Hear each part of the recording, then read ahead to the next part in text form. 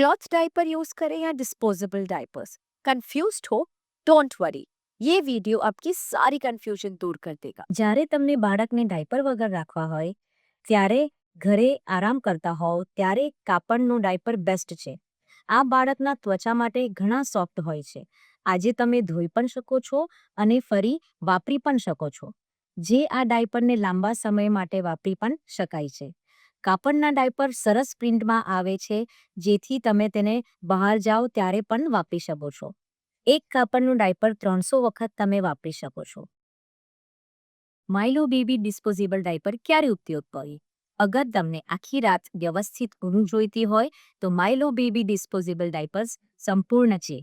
Disposable diapers બાળકના skin માટે મુલાયમ છે અને સ્કિન પર કોઈ આડઅસર થતી નથી. બાળક માટે બિલકુલ સલામત છે.